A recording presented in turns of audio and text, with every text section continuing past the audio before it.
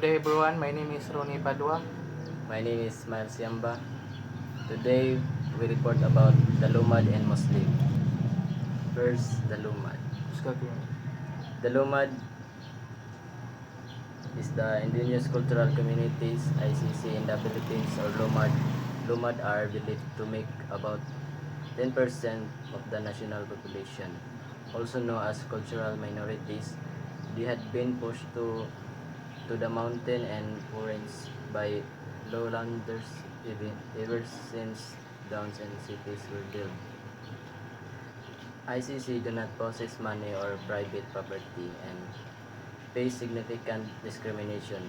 They find it hard to integrate with mainstream society. With the destruction of the forests as well as with efforts of the lowland minorities to assimilate them into Christian culture, the ICC struggles to protect their ancestral domain and cultural identity. Deforestation and efforts to assimilate them into a Christian culture threaten their existence. In 1986, 15 of the more than 18 ICC in Mindanao adopted the term Lumad, a Bisaya word for native or indigenous to distinguish themselves from the Christianity, Christians and Muslim in Mindanao, Republic Act 6734. Enacted during Corazon Aquino time, used the term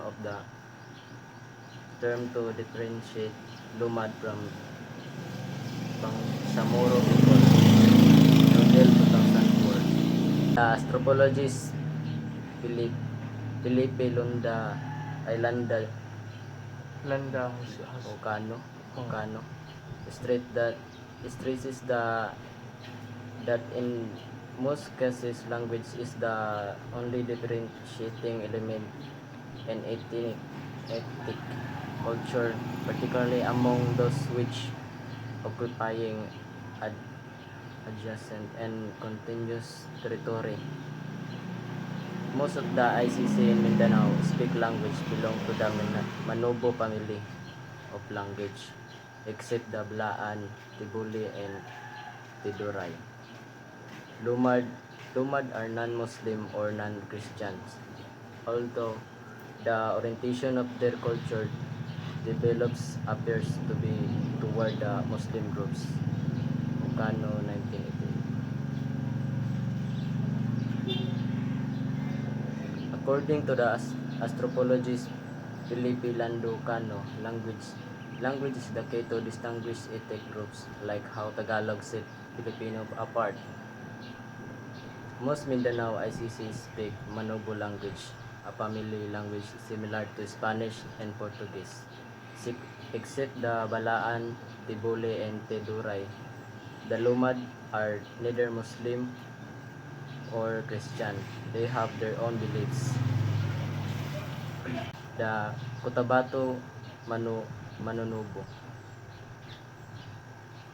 Manobo simply means people or person. Alternate names include Manubo and Minibo. The term may have originated from Mansuba, a combination of man, people, and Suba River. The Cotabato Manobo is a group that has traditionally lived in the southwest highlands of Mindanao, also known as the Dulangan and Tudag. They are mostly Christians and have been largely assimilated in their traditional culture has disappeared in the old days in northern Cotabato. After Manobo boys and girls filled in black in their state, they underwent a ceremony of testing new rice which qualifies them for admission into full manhood and womanhood. Manobo tribe is culturally rich in tradition practice and medis, medicinal uses, diversity, and traditional knowledge based on their community plant resources. They dwell in heatherlands and mountainous regions in the southern part of the Philippines and live an intricate life dependent on agriculture and forest land. The Cotabato Manobo are indigenous group in the southern Philippines with a rich nature dependent culture. Too many tradition practice are fading as they become more Christianized. The Bagubos. The Bagubos are a group that live in Diri Mountain on mountainous region of Mindanao between the upper Pilange and Davao rivers, also known as the Manubo, Ubo, and Obo. They are divided into two main groups. The coastal Bagubo who were influenced by Christianity plantation and were largely assimilated in upland Bagubo who traditionally practice slash and burn agriculture and derive about 25% of their food from hunting, gathering, and fishing. Some upland Bagubo village are very small and consist of only a few families living on a hilltop. Others are larger Bagubo culture is characterized by strict ancient prohibition, the formation of Bijan's group, and the production of long epics poems called Tuwaang. The Bagubo are a settled people practicing agriculture as well as hunting and fishing. Their chief crop is rice, which they grow in clearing on the mountainside. Since their grain is their stable food, the whole routine of its cultivation is most closely bound up with their religion's belief and practices. Bubo cultures varies with small upland villages constructing larger communities defined by incest, prohibition, vengeance group, and epic poems. As settled people, the Bagubo rely on rice cultivation and their and interwoven with their religion beliefs, alongside agriculture, hunting, and fishing for sustenance. The Bilaan or Bilaan is a group that live in a south central Mindanao. A group that lives in a central Mindanao. Their name could have derived from Bla, meaning opponent, and the suffix An, meaning people, also known as the Balud, Baraan, and Bilanes, Biraan, Blan, Buluan, Bulaanes, Tagalagad, Takubad, Tumanaw, Bilanes. They live in the houses scattered among gardens and are also ruled by Dato. The basic culture is dry cultivation of broad range of food lands including rice, supplemented by food gathering and hunting. Culture culture change is an advanced stage. The Blaan language is classified in a group that includes the Tiruray and Tibuli, which are distinct from the Central Philippines group.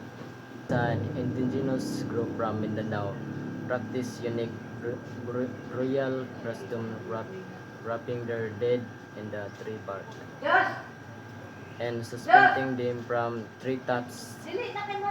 Their culture centers on dry cultivation of ay, various plants, including rice, complemented by gathering and hunting. Two cultures change are underway. The Bukidnon. The Bukidnon is a group that lives in the highlands of northern central Mindanao, also known as the Binukid and Tigaunon and Tigao, Tigaunin. They have traditional bean farmers who raise corn, rice, sweet potatoes, bananas, and coconuts and use waters buffalo to plow their fields. Many have been assimilated and most are Catholics. The ones who remain closest to the old ways live near the headwaters of the Pulangin River, the slopes of Mountain Kitanglad or Mountain Kalatungan. They used to live in communal houses with as many as 50 families, but now they live in a single family houses. Their major means of subsistence are food gathering and sweded agriculture. The women are skilled in making aplonge and embroidering.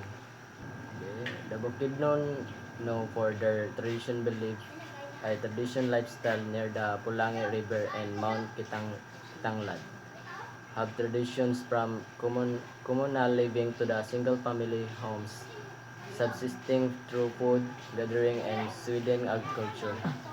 Bukidnon women are particularly skilled in crafts like aplengue and embroidery. The Mandaya. Mandaya derives from man meaning first and daya, meaning upstream or upper portion of a river. In the old days, Mandaya youth filled and blackened their teeth upon reaching puberty. These acts were considered aids to beauty which help a young person find a sustainable partner for marriage. The Mandaya or Mansaka are famous for their distinctive costume and ornament, ornamentation which involves tie and dye, textiles and embroidery using a sophisticated system of symbol with name motifs.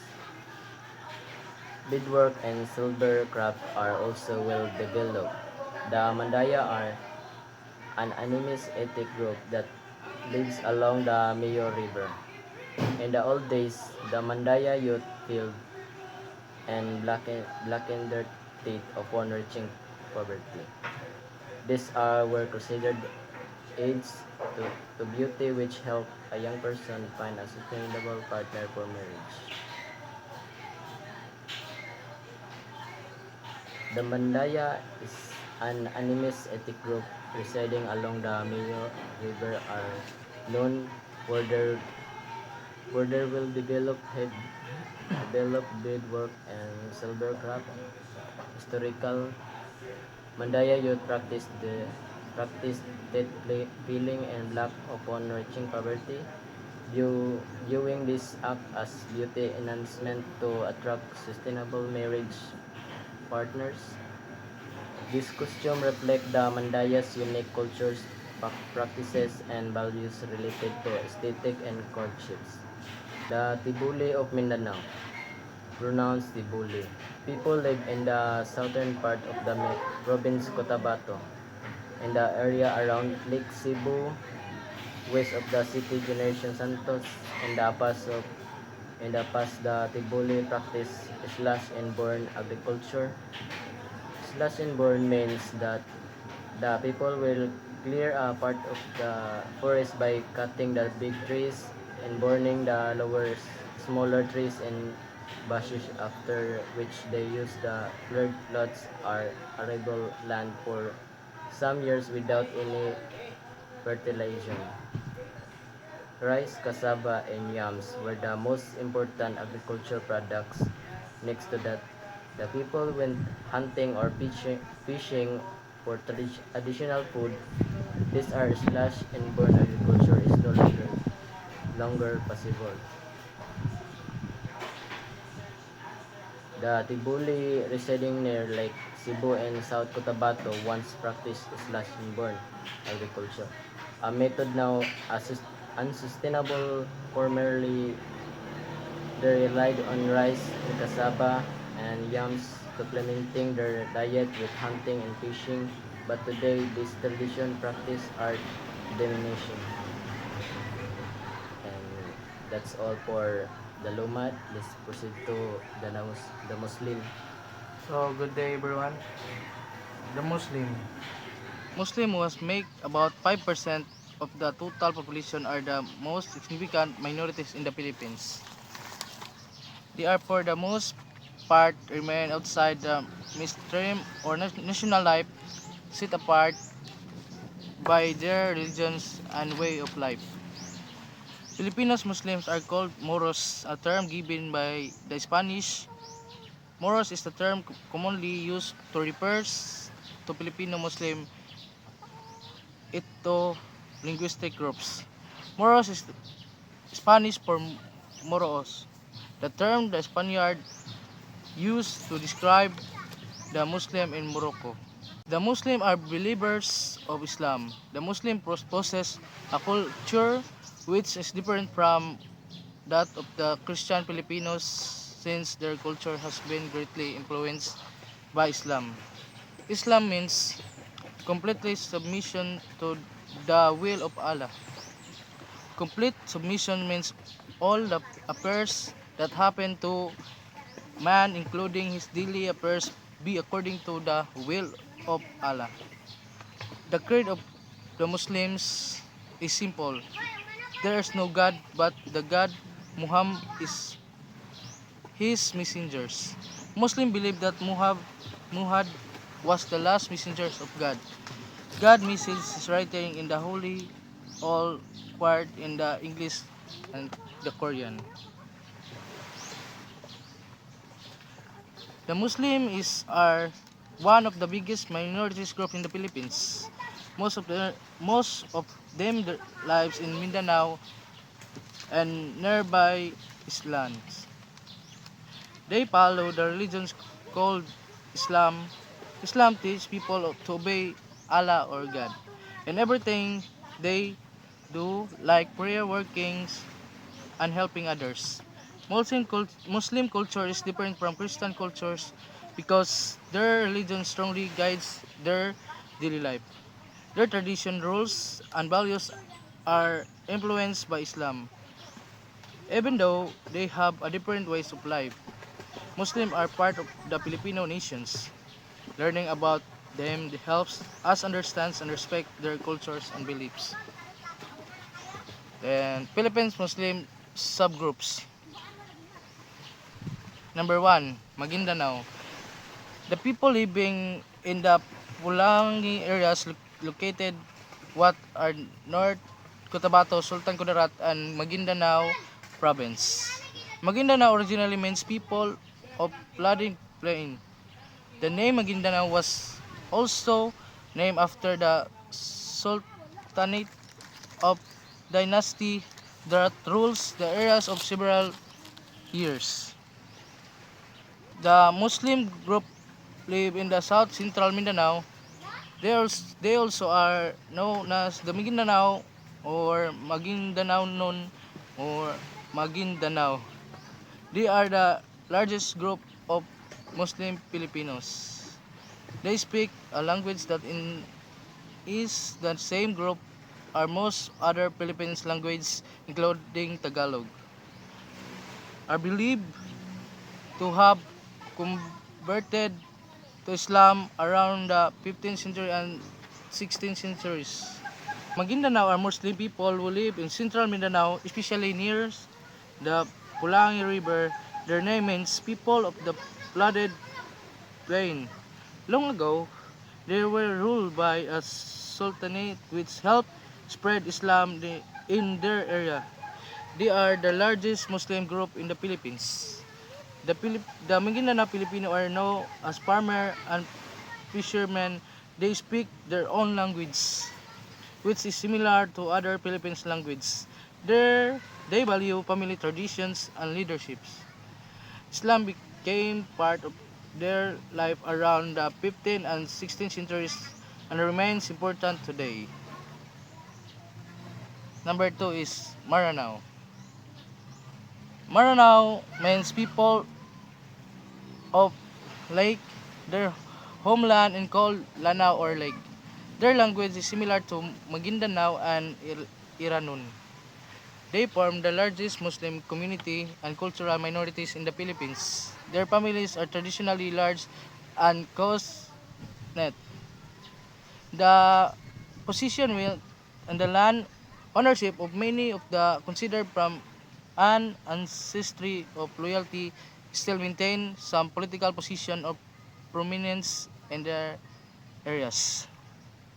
They have traditional bench fishermen and farmers and live in villages made up of the few household, but the household have often been large with several families living together in a large partitioned house with people sleeping along the walls and the rear of brewing, serving, and communal kitchen.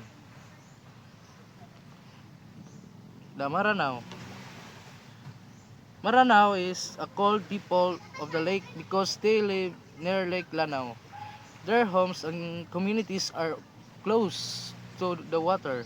They are one of the largest Muslim groups in the Philippines. Maranao families are usually big and close to each other.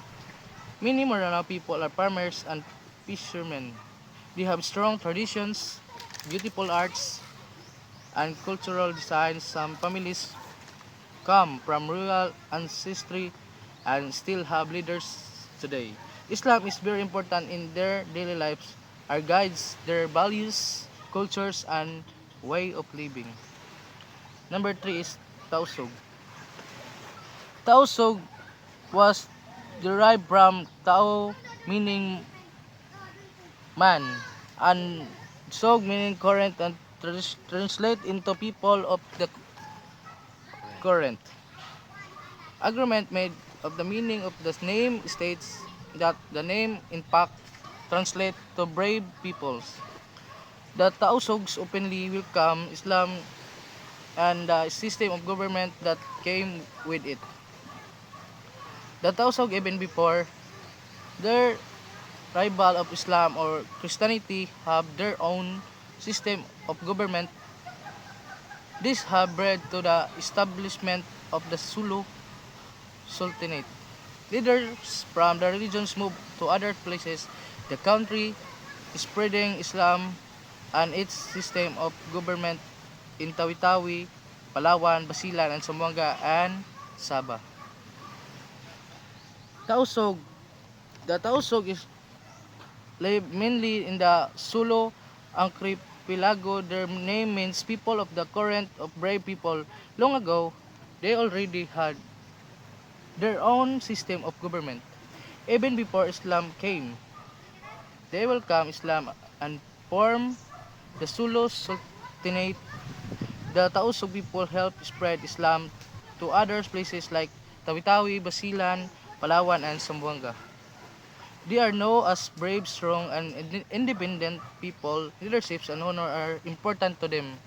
Islam plays a big role in their cultures, laws, and daily activities. Number 4, Sama. Sama also is the Sulu archipelago. Sama consisting of 5 subgroups including the Sama and the Bajau. These people are highly dispersed in the Sulu archipelago. They are considered both people spreading most on their time in constant movement throughout the island in the areas of living on the water. The Sama are also considered the sea lifesays of the Philippines. Sama is people live in the Sulu archipelago.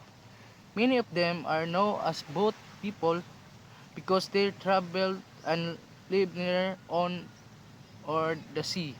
Some Sama groups include the Bajau. They depend on Finnish fishing and the ocean for foods and life. They move from place to place and are very skilled sailors. The Sama people are simple, peaceful, and close to nature. They are sometimes called the sea Lipses of the Philippines. Their culture is closely connected to the sea and their strong community ties. Number 5 is Yakan. Yakan is the minority Muslim group in Basilan, south of Mindanao. The Yakan have generally two spread of beliefs, integrating Islam principles and traditional beliefs into what is refers to as folk Islam. The Yakan were primarily under the Sulu Sultanate but proving to be deliberately their own through the leadership of Datu Kalungan. The Basilan Yakan had given the Spanish and Americans. The Yakans have remained in many instances separate from the rules others than that of Sultanates their Datu Palos. Due to much political conflict in the area of Basilan, many of the Yakan have settled in the region of Zamboanga City. The Yakans are the main Muslim group in Basilan. They follow Islam but also keep some traditional beliefs which is called folk Islam. The Yakan people are known for their colors, clothes, and beautiful weaving. They were once under the Sulu Sultanate but later lived more independently because of conflict in Basilan. Many Yakans moved to Zamboanga City. They are farmers and craftsmen's family and respect are important to them. Their cultures show a mix of Islamic faith and old tradition passed down through generations. Number 6 is Ilanon or Iranor. Ilanon or Ilaror. Iranon. The Iranons said by many to have been the origin of the ethnic groups within the Lanao del Norte, Lanao del Sur to the Maguindanao areas.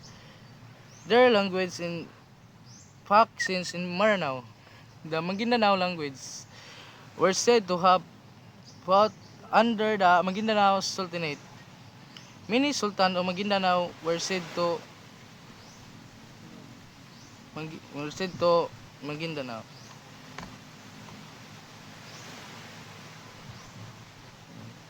The Oranon are believed to be one of the oldest Muslim groups in Mindanao.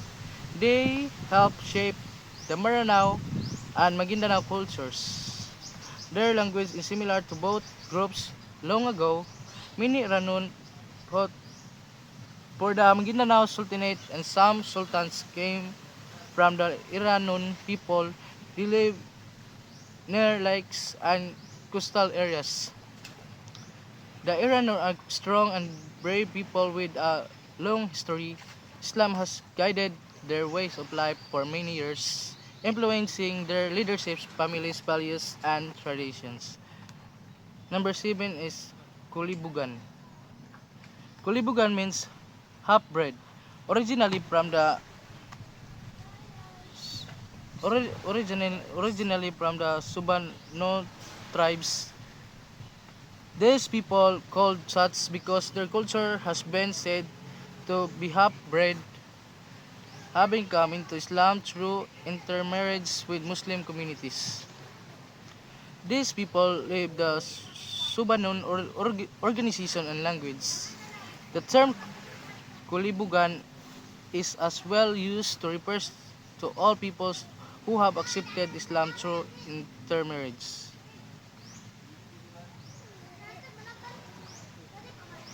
The Kulibugan people came from the Subanon tribe and became Muslim through marriage with Muslim communities. Their name means half-blood, but today they are display people with mixed cultures. They kept many Subanon tradition while also practicing Islam. The Kulibugan speak the Subanon language or live in organized communities. They show how different cultures can blend peacefully.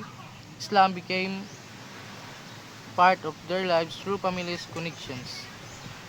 They respect both their own traditions and their Muslim faith, showing unity between different groups. Number 8 is Sangil. The Sangil are found in the Balot, Sarangani parts of South Cotabato, Davao del Sur province. They are said to have come from Sanghi, Island in Indonesia between the syllables, the origin of the name Sangil.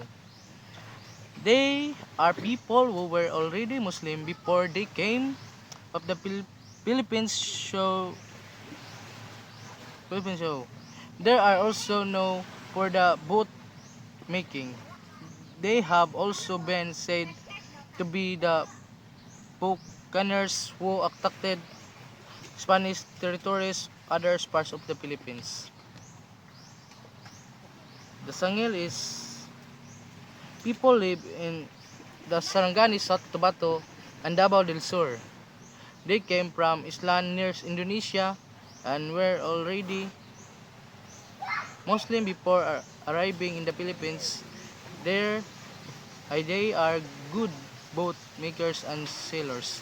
The Sangil are also known as brave sea people long ago. They traveled and traded using boat. Islam has been part of their lives for a very long time. They value courage, skills, and cooperations.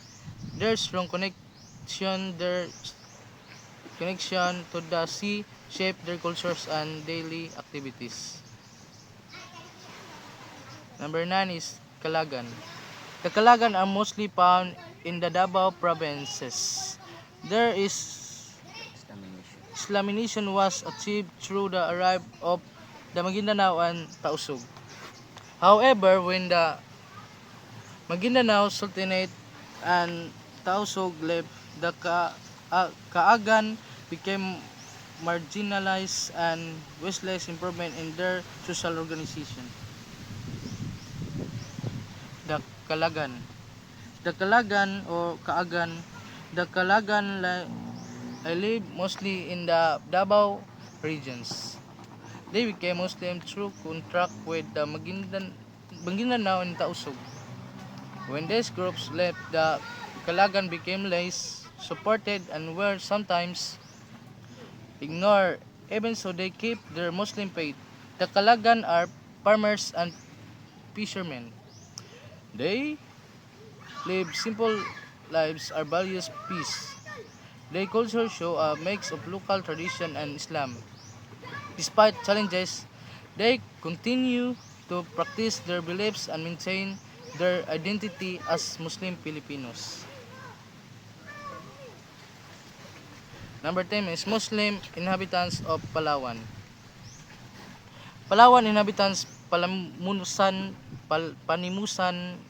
were Islamized through the Sulu Sultanate, through the Tausug who went there, introduced to Islam to the local people. Now the Muslim population in the areas are found Batarasan, Quezon, Brook Point, Hispaniola, Nara, Ruas, Taytay, and Aborlan.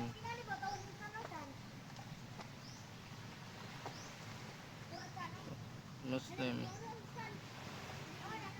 Muslim in Palawan were introduced to Islam by the Tausug through the Sulu Sultanate. They lived in the places like Batasara, Quezon, Ruas, and Brook Point. These Muslim communities live peacefully with others. They depend on farming, fishing, and trade. Islam guides their values and daily life. Even though they are not too many, they keep their traditions strong. Their history shows how Islam spread through trade and teaching, not force and became part of Palawan's diverse cultures. Number 11 is Jama Mapun. The Jama Mapun, the largest con- cons- concentration of Jama Mapun is one of the island of Cagayan de Sulu. They are more oriented towards land based existing the most Sama groups but are also heavily oriented towards maritime trade emphasizing copra and forest. Products they receive many customers products through barters with northern Borneo cities. They live both on their coast and in the interior of their Islam. Kinship is traced bilaterally, but there are unequal features such as the patrilineal inheritance of tithes. Political structure built around the Sultanate, but there is also an ancestor-based grouping called Lungun. The elaborate music and dance of the Jama Mapun are related those of Southeast Asia. The Jama Mapun live maintain of the Jama Mapun lives maintain of the Cagayan de Sulu Island. Unlike other Sama groups, their lives more on land than on boats. They farm and trade, especially copra and sea products. The Jama Mapun are hardworking and independent. They also travel by sea for business. Islam is important in their life and guides their morals and traditions. They balance and land and sea living. Their culture show discipline, cooperation, and respect for family and community. Number 12 is Bajau.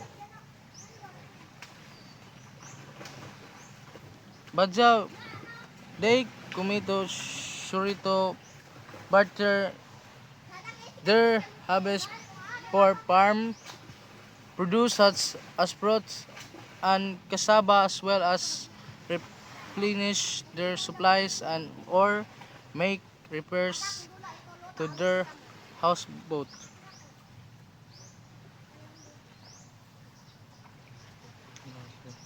Unique to their cultural ritual is the concept of life and their relationship to the sea. The Bajau are people who live near the sea. They are also called sea people.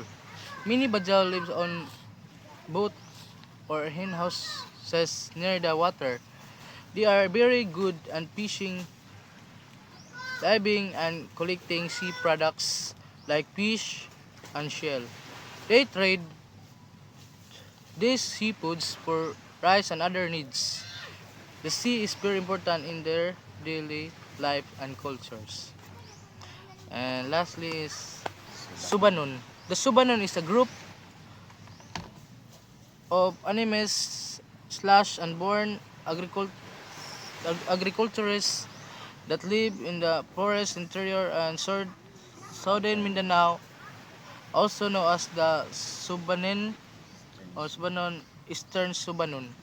Subanon, Western Subanon, they are quite different from the lowlander who live around them who are either Muslim or Christians. The Subanons have a history of being exploited and taken as slave by their coastal Muslim neighborhood neighbors. The Subanon live in widely scattered settlements and raise crops, also almost total by hand without plow or even hoes.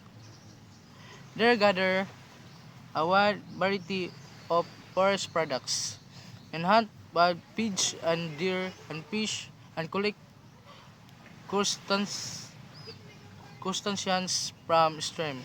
The division of labor between men's our women is very equal.